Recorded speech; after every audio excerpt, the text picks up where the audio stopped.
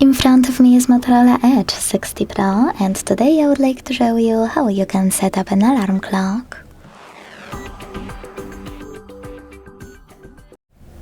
Begin by opening clock and tapping on alarm at the bottom left corner.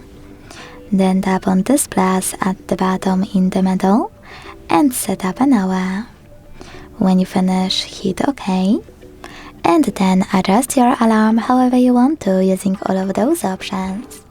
At the top, you can add label and save it by hitting OK. Then pick days of the week by tapping on the chosen ones. Exclude some specific dates thanks to this plus next to pause alarm. Here pick a date and choose OK. To delete it, use remove button right next to it.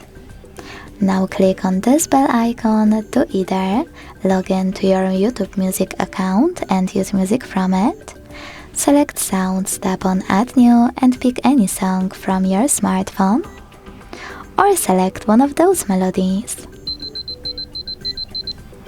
Then click on this icon next to vibrate to turn off or on haptic feedback, and this one if you wish to add your alarm to Google Assistant routine.